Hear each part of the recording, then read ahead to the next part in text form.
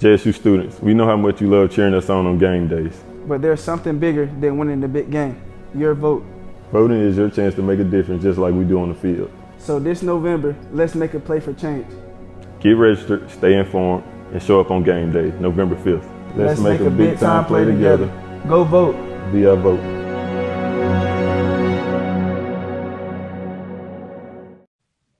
BetOnline is the world's most trusted betting platform and your number one source for everything football. BetOnline has every stat, every matchup, and even live odds and spreads to bet on during the games. Think you know your stuff? Get in on our $200,000 mega contest and pick 5 games against the spread every week for your chance at weekly prizes and a share of $200K. When the game's over, head over to our online casino for blackjack, poker, or one of our over 150 slots games. Head to the website today to get in on the action. Bet online. The game starts here.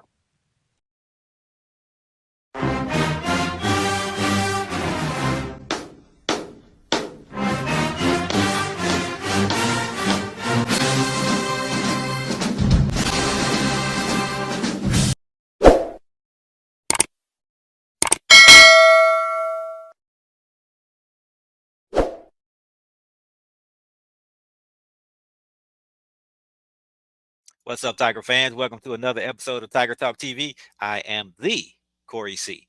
Make sure you subscribe to the podcast so you do not miss a single upcoming episode. You can find us on the Apple Podcast app, Spotify, YouTube, or wherever you get your podcasts. So be sure to follow the show and tell every Tiger that you know. And remember, when you support Tiger Talk TV, it all helps the cause, which is the I love Jackson State University. All right, and back in the booth with me again today. You know the name, you know the face. He's the sports director for Fox 54 News in Huntsville, and he's an award-winning sports journalist. He may not say it, but I will. Mo Carter, welcome back to Tiger Talk TV. Hey, Corey, glad to be back, man. It's crazy that, you and I don't get a chance to talk a lot through the entire year, but somehow, some way, we've already made it back to football season, and we're already in the early portion of the season. That's been pretty exciting for a number of teams in this conference.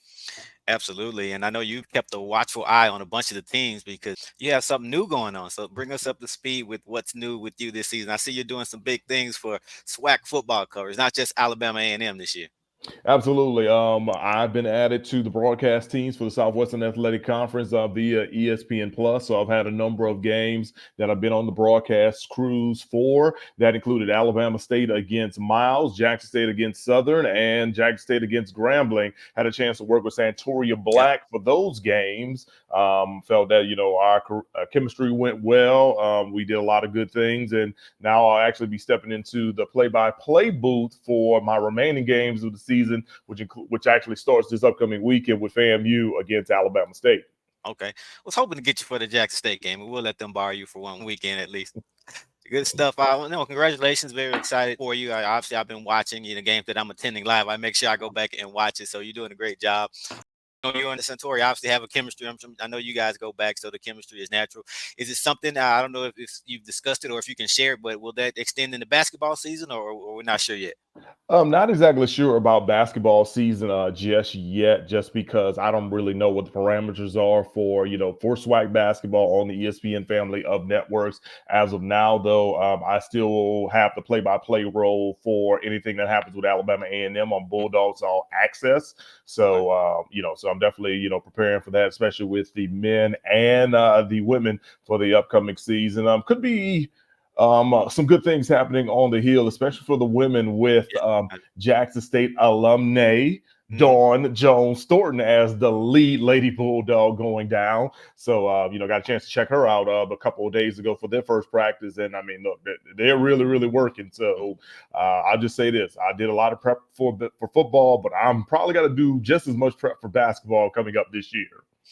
All right, we're looking forward to it. Not to skip over football, but women's basketball in the SWAC is probably as wide open as it's been with the elephant in the room now gone, right? So I know everybody's looking at chops.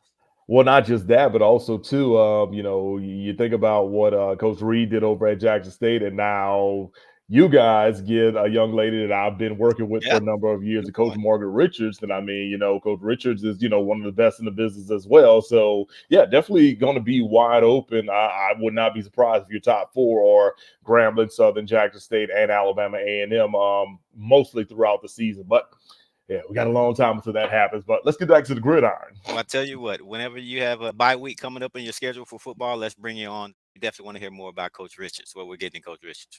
Okay.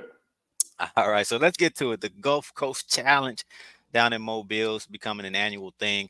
JSU has a 3-game winning streak against Alabama A&M, and Alabama A&M comes in 2-2 on the season. Their game against FAMU last week was rescheduled due to the weather. So first, just take us through that from your understanding. Yeah, so Coach Connell Maynor and also Athletic Director Dr. Paul Bryant, they were on a call with the administrations, not only for the Southwestern Athletic Conference, but also for Florida A&M, just kind of figuring out like, okay, hey, we understand what's about to go on. There's a hurricane coming through. Can this game be played earlier? Can this game be played late? And when neither one of those decisions sounded like a good decision, they decided to go ahead and just postpone the game. And the only date that both teams have that they share as far as an open date was technically at the end of the regular season, which just so happened to be on Black Friday on November the 29th. And I'll say this, thank God they did, because I mean, Hurricane Helene really, really did some damage. As I looked at some of the damage that happened along the Florida Panhandle, all the way to the state of Georgia, and even into the Carolinas. Remember, I'm a South Louisiana guy, so I'm used to this. I'm used to seeing these things, but I know a lot of people on. And at the end of the day, you have to worry about people's safety, and also you have to worry about where are people staying, are they being fed and nourished, and do they have shelter? So I'm glad they did make that decision with that one. Now, as they move that game to November the 29th, going to be very, very interesting because, usually Florida A&M's last game of the regular season is against Bethune-Cookman in the Florida Classic. That's the week before. Alabama A&M also ends their season usually the week before Thanksgiving. But now, if either one of those teams were in the running, or if one is in the running and then you have to kind of wait on that last game or whatever, it could be quite interesting. For the SWAC, here's an interesting caveat. You now get 3 games at the end of the season in back-to-back-to-back days to wrap up the regular season. You'll have the Turkey Day Classic with Alabama State and Tuskegee on that Thursday, which is the 28th. You'll have FAMU against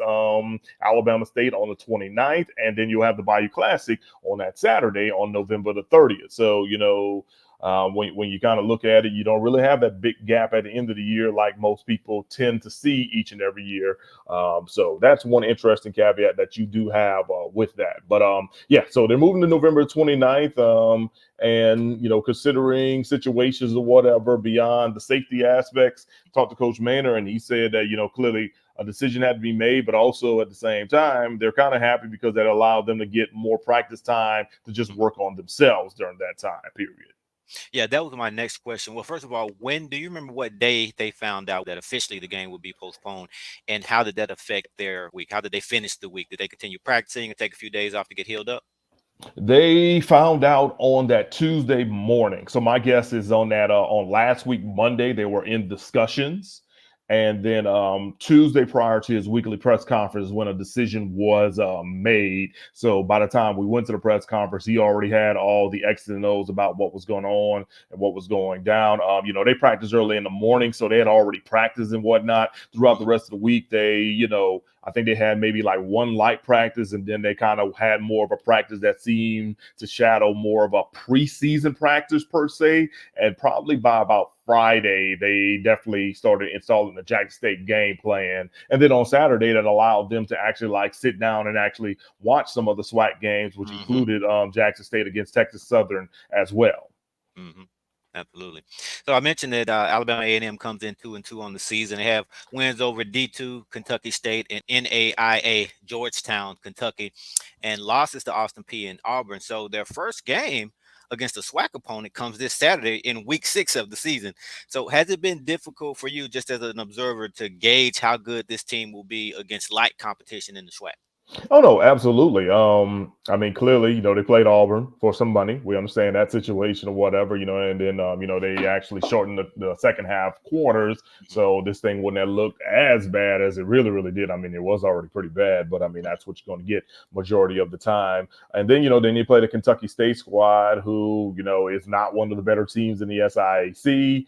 Then after that, the Georgetown game was interesting, and I say that because like Georgetown College is like actually a prominent NAIA program. Okay. I think in 2 of their last 3 seasons, they've made it to like the quarterfinals and semifinals of their playoffs, and the teams they lost to end up winning the national championships. So it's not like this, not like they were playing the Sisters of the Poor or anything. And I remember correctly, the Cincinnati Bengals used to actually have their training camp on Georgetown's campus. So you think about the upgrades and facilities they probably have compared to any NAIA school or whatever, it's probably like top notch. And then, they played Austin Peay. Austin Peay was 0-3 at the time, but, Austin Peay had some pretty tough competition that in which they played up and all that, and tight game early on until Austin Peay definitely pulled away. So quite frankly, I've been trying to figure out like what to really expect from this squad. And now with the Florida A&M game, not Yeah. happening, yeah, it's an interesting mix of what's going on, what's going down. Some players have been held out due to injury.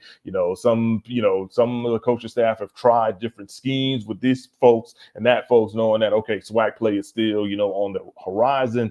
But yeah, it's been interesting to really like put together how good or how bad is Alabama A&M this upcoming year, especially since they really have not been playing with their full deck of cards. If I would have put that in a special phrase in that situation.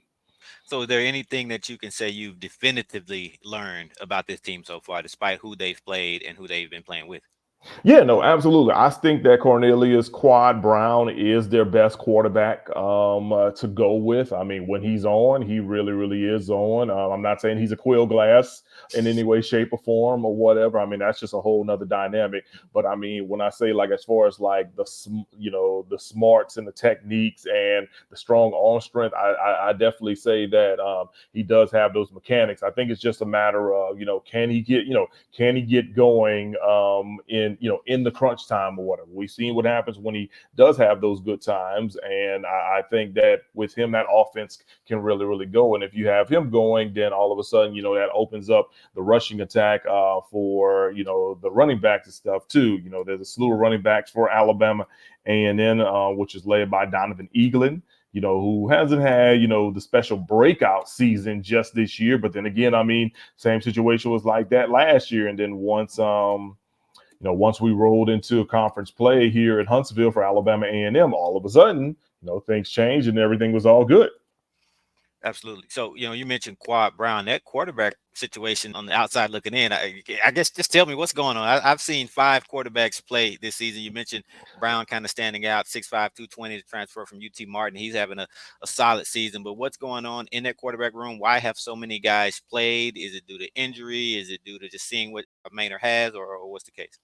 It's more seeing what Maynard has, to be honest with you, and waiting for like one guy to like really, really be the guy. So that's why Quad, was named the starter for the year, and but then they were trying to try different sets and try doing this and try to do that or whatever. But I think he is definitely the go-to guy as long as he remains healthy and makes good decision making. Then they can find success and really, really rally around him. I mean, from what I've seen at practice, at least, I know for sure that he's, he probably is the guy that has the best chemistry when it comes to getting the ball to the wide receivers. But it's just a matter of, can everybody else really buy in? I mean, he's got a pretty good offensive line and stuff too, anchored by Carson Vincent, who, if everything goes right, should be a draft selection this upcoming year. Okay. So I'll tell you, he definitely is a real deal. He's even on the Senior Bowl watch list, just to show you like how good of a talent NFL scouts definitely think he is. And I'll even go as far as saying this. Matchups between him and Josh Nobles this upcoming weekend will be outstanding to watch. That'll be like some of the best outside tackle against a defensive end matchups you've probably seen in a long, long time, because both guys, understand what's at hand. Both guys understand what's the task, and I'm really ready to see what that matchup looks like from an offensive line standpoint.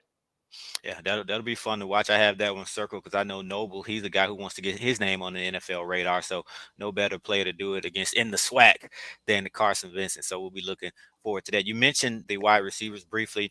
I know preseason first team wide receiver Jacoby Hewitt had a big 2023, but he's having a quiet season so far. And then Duke Miller, who played at JSU last year, he started the season off strong. He had 14 catches, 222 yards in the first two games, but it looks like he may have gotten injured. So talk about that wide receiver room.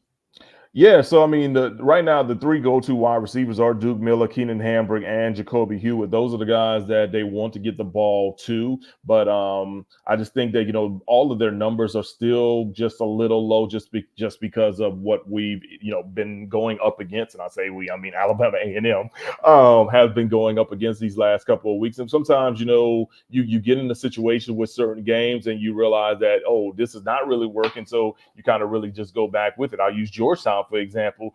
Georgetown was doing well defensively against the passing attack. So, Coach Manning said, hey, let's start running or whatever. And then Donovan Eaglin started taking over that game, in which, became something that, was a ground and pound situation. So you have to definitely go with what works best. I know this team wants to be balanced, but you just get into situations where you're like, you know what, if this is working, let's just keep going or whatever with it. So yeah, if it'll really depend. I mean, I've seen Jackson State twice from the ESPN broadcast in person, and I mean, clearly, you guys have just about one of the best front sevens, not only in the SWAC, but probably like all of FCS football. But I have been a little worried about what that secondary, has an ability to give up. So if Alabama A&M was going to try to find success, I would think that it may be against the defensive secondary. Not saying there aren't any good players out there or anything, but I just think like that would probably be the area that they would probably find some sort of success against this upcoming week. But then again, hey, I'm not a coach, so I don't really know what that drawn up list of plays looks like, against it. And going back to that running back room real quick, you mentioned Donovan Eaglin, the preseason first team all SWAC selection. He's had a couple good games, but he's kind of been up and down throughout the year so far. I talk about the running back room as a whole. Once you get into SWAC play, is he expected to be that every down back, or is it going to be a running back by committee type deal? I mean, he's going to definitely be the every down back, but I also will say this, don't be surprised if you see Ryan Morrow, get a spell in there. I mean, he had some flashes of brilliance last year, and then, he's back or whatever. I'm not going to say they're a 1-2 point punch in any way, shape, or form, but I will say like, hey, if they feel that Eaglin needs some type of breather or whatever, Morrow will probably be the guy that needs to check in or whatever with that. But also to the way this offense runs as well, you might see different quarterback packages in there that may make the quarterback situation the rushing attack be a little bit more suffice. But the old adage, when you have like a real good running back, you're going to key in on that guy, and it's just really up to the opposing coaches to really find ways to get the ball to the other playmakers. And who are some other guys on the offense that Maynard is probably going to be counting on this season? Maybe some sleepers or some guys who haven't done much but are expected to step up now that SWAC play has started. Well, as I mentioned, Ryan Morrow for sure. And then, even from the quarterback situation, I mean, you've got like a guy like Avion Smith who played at Miami, Ohio. You still do have Langford who, has been a starter on and off or whatever. I've seen a few packages with him, that kind of fit his style a little bit better. So, those would be a couple of guys I really have to take a look at. But then again, here's my best scenario of all this. Because this is SWAC play, I almost feel like either they're about to open up a whole new set of plays, right, or they're about to, start putting more guys into the mix and into the loop that we may have not seen or really have not seen a lot from because of the way that schedule kind of opens up. Like, I will say this, if let's say the Austin P game was against maybe like a MEAC squad or something, or if they would have played like a Samford or a UNA, North Alabama, I think we'd have probably had a better idea of what we were looking at from a personnel standpoint. But because you played a Power 5 and then an NAIA program, a D2 program, and then a really good FCS program, I almost feel like Coach Manor might have been hiding some things behind the mix. It really just depends. I mean, I've been knowing Coach Manor for a number of years, but also at the same time, I'm not in those coaches' rooms to really know what they really want. But I do know for sure, like when they look at their schedule, like, oh shoot, we got FAMU, we got Jackson State just just out the box, and you're sitting there like, well, you got to make some things happen. And I know people talk about Coach Manor, quote unquote, being on the hot seat. I don't think he's necessarily on a hot seat or whatever. I mean, he's got a pretty good relationship with the president and the athletic director, but hey, he's a veteran. He knows he's got to win some games. He's got to win some games he ain't supposed to win either. So, you got to pull a rabbit out the hat. You got to pull the Huntsville special, whatever it is. I mean, you got to make it happen. And I mean, this week would be definitely a good week to do it down in Mobile, a place where they have a large alumni base, and Jackson State has a large alumni base. Yeah, this game will be interesting. I know Coach T.C. Taylor probably wishes that game had taken place last week, so he would have something to go by, because it looks like. And then Coach Manor, he's always going to do the unexpected. So I mean, not having much film against SWAC competition. I know T.C. is expecting the unexpected this week, so we'll be looking forward to seeing that. But moving over to the defensive side of the ball, talk about new defensive coordinator Thomas Howard. He was most recently the DC and the linebackers coach at South Carolina State, and he had the top rush defense in the MEAC. So has that success transferred over to Alabama A&M? And we can throw out the Auburn game. So I'll tell you this. I literally met Coach Howard like his first week here, and I mean, he had no problem doing the interview and stuff with me and then whatnot.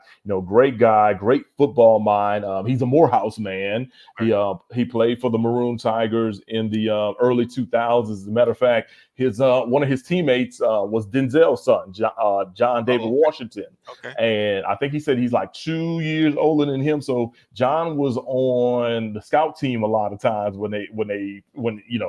when Coach Howard and them would face them, and basically just say this, like he said, just be glad they were trying to redshirt that guy, because he was carving up their first team defense a lot. So, whenever all of a sudden he becomes an all SIAC guy and Division II All-American, and then, a future NFL player before moving over into acting, it was like, yeah, we knew what was going on with that. But one thing about, the new DC is the fact that, he's been around a lot of programs with a lot of success. He was an assistant under Rod Broadway at North Carolina A&T. So he's got a number of Celebration Bowl rings that he can show. He was also under Buddy Pugh over at South Carolina State. So, he's using a lot of those things he learned over there to really incorporate here at Alabama A&M. Of course, sometimes, new schemes won't fit who you have personnel-wise, but he did tell us that what he was able to bring on, he tried to simplify it to really kind of go with what best fits the personnel that he had. And of course, you had the Auburn game. Yeah, you definitely throw that out. But yeah, some of the other games I've talked to him about 2 weeks ago. So this has been like right before the Austin Peay game. And he said, for what he's wanted to do, he felt like they've been somewhat successful. He would like to see more pressure. He would like to see, more takeaways. But one thing he did say is that he does like how they're able to get off the ball, get off the field on third down a lot. That is something that a lot of people don't get a chance, really like to hone in on. But he said they got off the field on third down, way more than what he thought they probably would be in that first year. So that's one thing he has definitely hanging his hat on. But they just have to have improvements all across the board. But once again, too, there's been a few guys that have been held out. And I think that, this may be the week that you see a number of guys, actually make their way back to it in coach's scheme. Is there anything that you've seen that is standing out as what may be the strength of the defense going forward, and maybe something that may be the biggest struggle for the defense? Yeah, I mean, Cortez Andrews, a guy that literally just came out of nowhere. I mean, he is right now one of the leading tacklers, not just on the team, but also in the Southwestern Athletic Conference. Of course, you play the linebacker role. You're supposed to have that, a lot of tackles in that situation. But I'll say this, he wasn't a guy we were talking about during our preseason special. I'm just keeping it real with you. He just wasn't, and so, he has come on strong and shown a lot of his leadership skills. And I think that's been a good thing for that defense, which, was really, really trying to just look for an identity. Because, next to really the defensive back, Pate, there really wasn't too many other guys that, we were really, really kind of looking for. And of course, I mentioned, Cortez, not just from the tackle standpoint, but I'm looking right here on his other stats. He actually leads the team in sacks as well.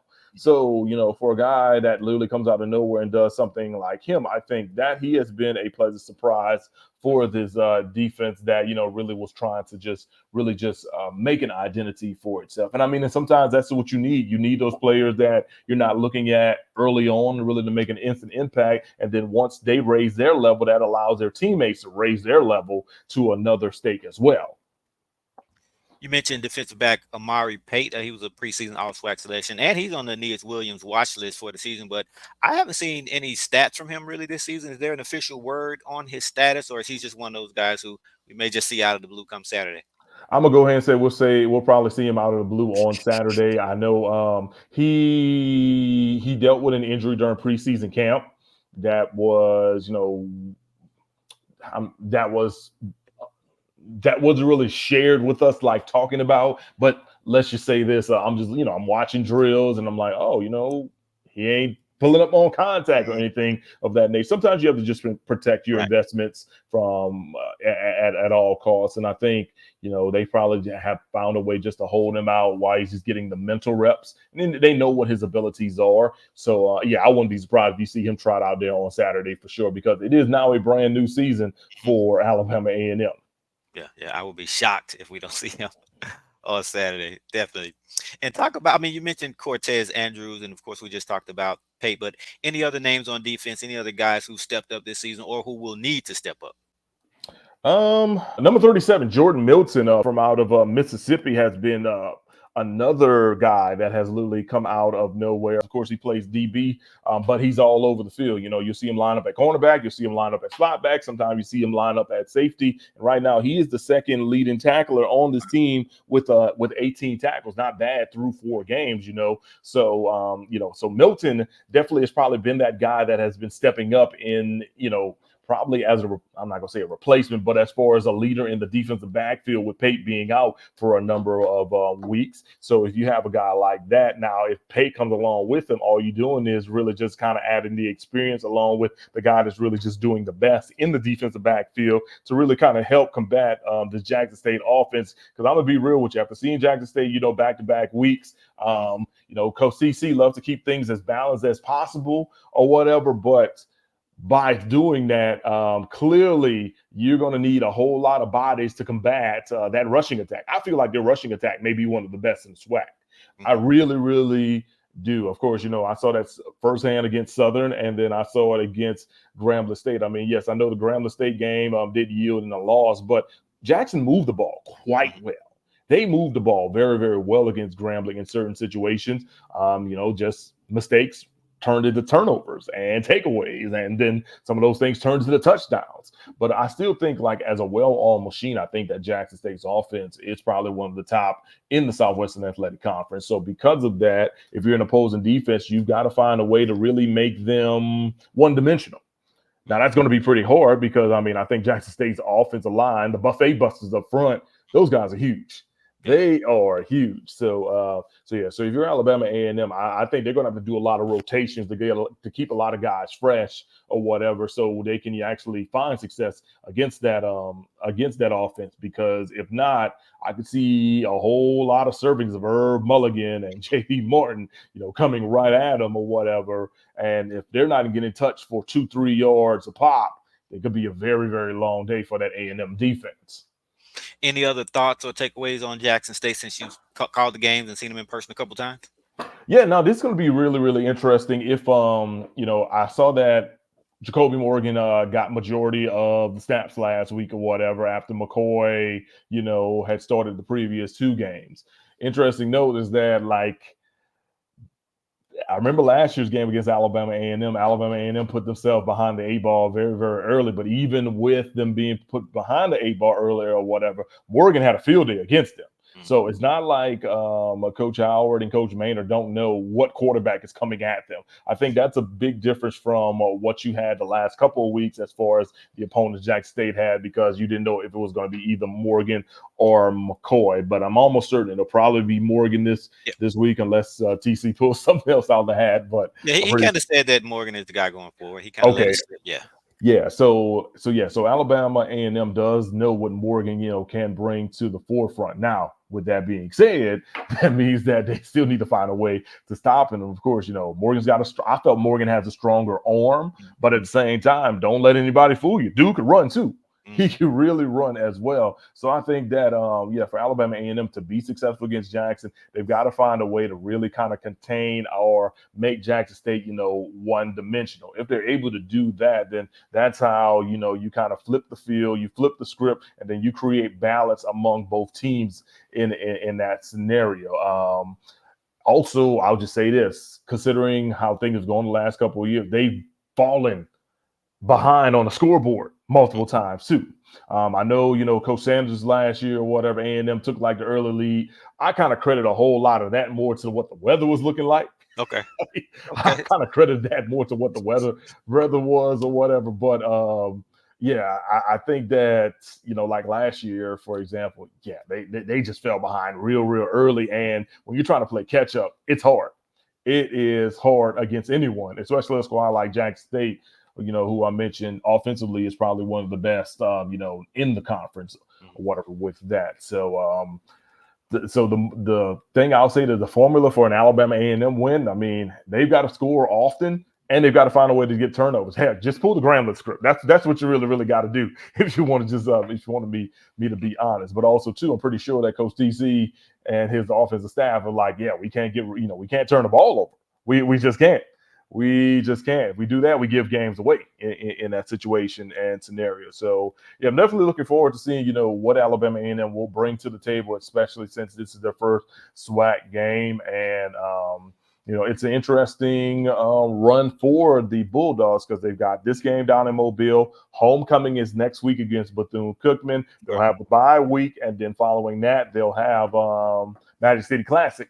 So a very interesting 3 out of 4 3 games in a 4-week stretch coming up for the Bulldogs and, and for the faithful. And of course, there's also going to be a stretch where, they're going to make a lot of money financially for the athletic department over these next couple of weeks. So, that's one other thing that you can kind of take a look at. But as far as the product on the field, this is a good opportunity to kind of really showcase what you got going down before you kind of head into a pretty rigorous November as well, which includes games against Valley, Arkansas, Pine Bluff, Grambling, and Southern and stuff too. So, and then also Florida A&M now back in the mix. So I really think, Saturday's game will really be a test for the Bulldogs. Do I give Jackson State a slight edge? Absolutely, but at the same time, that's why you play the football game. Quite frankly. That's why you play the football game. And look, I don't have to tell you that. I don't have to give you a rah-rah speech to understand what's going on and what's going down. So that's why I think that, Saturday's game is important for all bases, besides the fact it's the next game. It is the next game. Because it's the next game, that means that, a whole lot of things on the table. And also, if you want to stay in the running for the East, then you got to make some things happen or whatever with that. And of course, like I said, Jackson State already has a game in SWAC play under their belt. So they also kind of know what's up or whatever with there. So there's so many different intangibles you can look at, Corey, when it all boils down to it. But I'm hoping for a pretty good game down there in Mobile. I'll probably be able to catch the tail end of it following my contest. Okay. But we'll be doing updates, throughout our game to kind of, let people know what's going on or what's going down or whatever, just in case, they want to flip the script or check something else out or go back and watch it from the beginning. So we shall see or whatever with that. No doubt. More, I always like to get your take on the Wild Wild West when we have you on, especially being a proud Southern Jag. And by the way, I saw on one of the broadcasts where they the old throwback picture of you in the in the Jaguar uniform. That was pretty cool. But again, Wild Wild West, you got Southern. Despite the loss to Jackson State, they're right there where they want to be. Obviously, early on, a ton of games to be played, but I think that Prairie View Grambling game kind of mixed things up. So, just what's your early take on the West? Man, I'll tell you this. Like, I've got to say, I was very impressed with how Prairie View dug deep to get that victory in 5 overtimes. Because Grambling controlled that game majority of the night. I kind of had like the two TV thing going on last week. Had Alabama, Georgia on one, and then had Grambling and Prairie View on another or whatever. And like I said, I saw that Grambling was controlling that game early on. Especially when they got like the turnovers early. I'm like, oh God, this is not going to be good for Prairie. But Prairie View just kept chomping at the bit, chomping at the bit, chomping at the bit. And then eventually, they were able to, get into the groove. We head into overtime, and then it just becomes a brand new ball game in overtime. And I told people all week this was a bigger game for Prairie View than what it was for Grambling. Because Mickey Joseph will not agree with me on that, but I guarantee you it was a bigger game for Prairie View than what it was for Grambling. Because if Prairie View would have lost, it would have been 0-3 in the conference. Not just 0-3 in the conference, 0-3 in the division at that. So you're talking about that they would have had 3 losses, in which they would have had lost not just the losses in the column, but the losses on tiebreakers as well. And that's something hard to come out of. It really, really is. I would say kudos to Prairie View for like really, really digging deep and at least keeping themselves afloat in the mix. I mean, the whole season's still in front of them, but there's a lot more games that will impact them than what they will actually play. So I think if they would have went to 0-3, it would have been tough sledding moving forward or whatever with them. As far as Southern, of course, we saw what happened against Jackson State, and Coach Graves and them really, really dug deep the previous week, got the overtime victory against Prairie View. And I think that kind of built some confidence going into the bye week. Of course, they've got Nickel State coming up. Got a lot of family ties with that one as well. Okay. Yeah. So that'll be an interesting and mixing ordeal. And then from there, they've got some pretty tough games in front of them as well. I know Alcorn is the homecoming game on the 19th. They've got to go to FAM the following week. They'll be up here at Alabama A&M at the beginning of November. So, we'll see what Coach Graves and them are made of when it comes to, the rest of SWAC play. As for Grambling, I felt like Grambling, their whole season is not gone. For people on social media have been saying that or whatever. But I do feel like, after experiencing a SWAC loss, Coach Joseph and them are going to go back to the drawing board and figure out like, okay, what's going to work, what's going to do this, and what's going to do that. I told people all the time, like, hey, they definitely have one of the best defenses in the league, and they could win a lot of ugly games, but they need more offensive production. So with them coming up, I mean, they've got a bye week this week, which would be good. Then they've got Alcorn and they've got Arkansas Pine Bluff before they go to Texas Southern and Bethune-Cookman, and then they face Alabama State and Alabama A&M. So, I mean, there are no real give-me's in those next 6 games. And for anyone that would say, oh, Arkansas Pine Bluff or Texas Southern or Bethune may be in the no, I wouldn't say that as well, because I feel like Arkansas Pine Bluff is like right there when it comes to saying, okay, we're going to play smaller against them. Coach Hampton, I love that guy. I think he's like, probably one of the most influential coaches in the SWAC or whatever. When you hear his rah-rah speeches, and if you've ever listened to him on a coach's call or whatever and stuff, you think they've won every game they've had each and every week. Man, because like that guy, he knows how to find the good things to work off of instead of the bad things. So the only time he said that, look, flat out, we had nothing good was when they played Arkansas. He was like, there was nothing good that came out of that. There literally was nothing good that came out of that. But no, I think that, I think he'll have those guys ready to play Arkansas Pine Bluff. I think that, Coach Chris Dishman and company, when they play Grambling, which will be a home game for Texas Southern, I think that could be, that could be something, pretty good. And then from there, Grambling has to go from Houston all the way to Daytona Beach. That's quite a trek. That is quite a trek for, a 2-week span, for sure. Exactly. That's quite a trek for a 2-week span. And then right after that, you come back and play Alabama State. And depending on where Alabama State is standing at that point, Coach Eddie Robinson is going to be knowing what's going on and what's up for his team as they get ready to go down the final stretch. So I still think it's probably going to be it'll probably be a 3-team race between Prairie View, Southern, and Grambling, but I wouldn't count out Alcorn as well. in that loop. I also just still think it's still a little early or whatever, and I think we'll get some more answers coming up. But hey, that's why we call it the Wild Wild West, man, because it is so unpredictable each and every year, and we'll see what happens with it. But I'm looking forward to it. I think it's going to be fun and exciting, overall. In general, I don't get a chance to get too many more West games on my ESPN schedule, but I do know I do have Alabama State Prairie View near the end of the year. So pending on the slate of things at that time, it could be Alabama State possibly in the running for the East. It could be Prairie View hanging on for dear life. The whole lot going on. I mean, that one's like late November, so we'll just have to see how that one goes. Oh no, take that back. I do have Alabama State Alcorn in Mobile. Yeah, they gave me that Mobile game. They didn't want to give me this upcoming week Mobile game. They didn't want to give me that one or whatever, but I do have that one too. But no, I think literally Prairie View's win might have been maybe the most important victory of their season, just because of where they would have been at. And I'm not saying that Prairie View players would have quit on the coach or the program or anything of that nature, but you know how it is when you don't really have a whole lot to play for. Sometimes some players have a certain mindset or whatever. I'm pretty sure Bubba McNall would probably keep those guys together, but I hate to say it like this new generation of athletes, they have a whole nother mindset on certain things that people like you and I just don't understand. And we're like, well, look, we're not that much older than y'all, So, but yeah, I would just say definitely kudos to Prairie View for getting that victory and kind of shaping things up a little bit in the West, or shaking things up, as I should say, in the West. And, we'll see how it goes on and how it goes down. No doubt, no doubt. Big slate of games coming up this weekend for the SWAC. We'll start to kind of see some things the pieces to the puzzle will finally start to come together. Yes, sir. Gulf Coast Challenge, obviously, in Mobile, Alabama, 4 o'clock, ESPN Plus. And of course, you won't be on the call this weekend, but I know you'll get a chance to watch it. And we're expecting great weather, great crowd. Obviously, Jackson State will travel.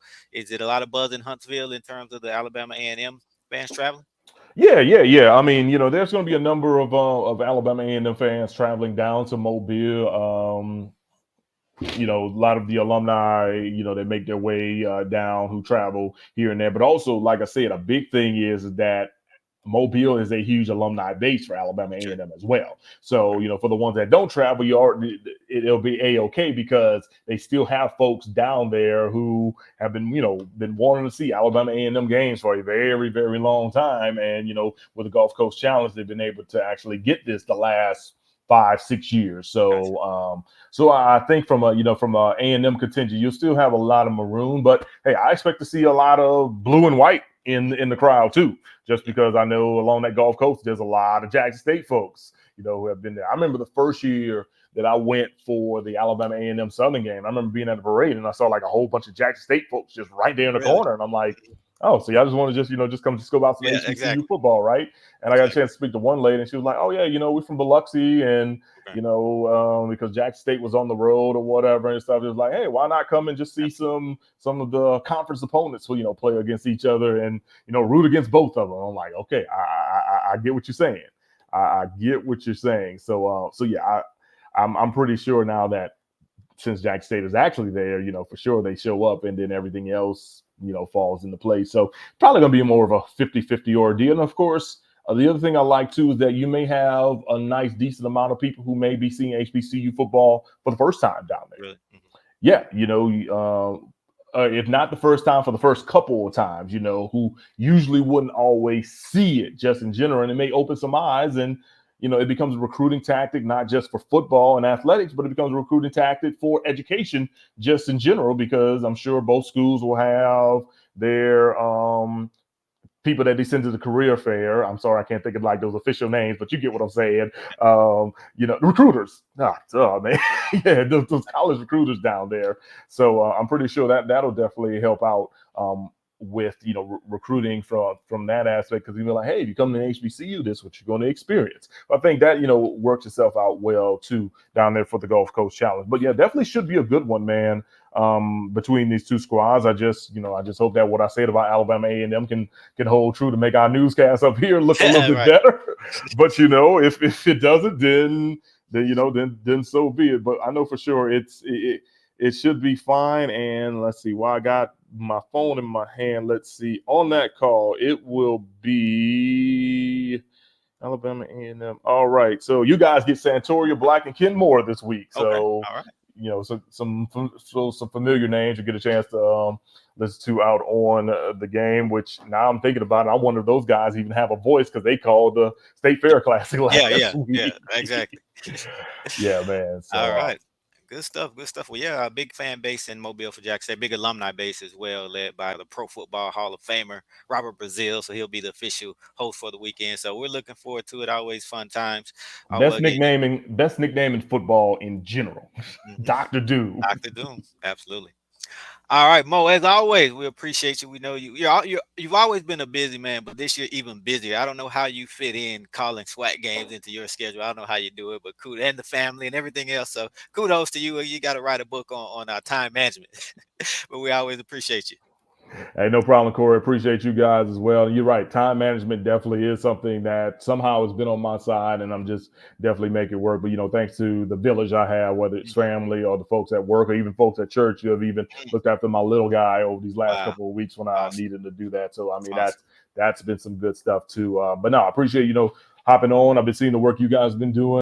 I've timed in a little bit, you know, more to take some notes to kind of help with the broadcast. But I've liked what I've heard. I got a chance to I ran into Renzo as well before the Southern game, and apparently you and him were supposed to come to the press box to come say hey to us, and apparently that never ever came to fruition. Man, we get pulled in so many different directions. We plan on doing this and plan on tailgating and this and that, and before you know it, it's game time. So no, I get it, man. I get it. But I will say this one thing before I go. Kudos to your the president's staff that like sits in that box right next to where we do the broadcast from, because clearly Santori and I really could not, you know, get away from a whole lot of stuff or whatever to like either, you know, step away and get food or step away to get this or whatever. And like, it just so happens that somebody happened to be waiting for us to finish. And then they literally asked like, hey, you know, are you guys good or whatever and stuff? Do you need anything? And I'm like, yeah, we're fine. And we're like, oh no, I can read your face. And then all of a sudden they started bringing us some of their, you know, some of their plates and dining options and all that.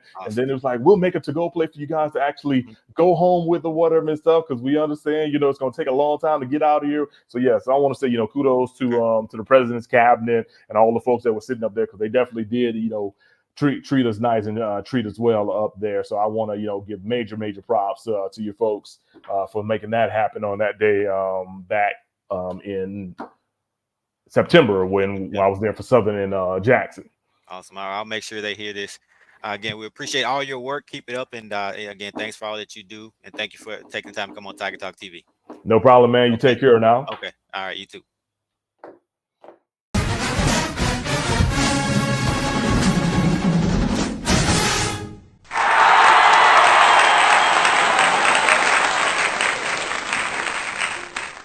Tiger Talk TV is presented by Bet Online.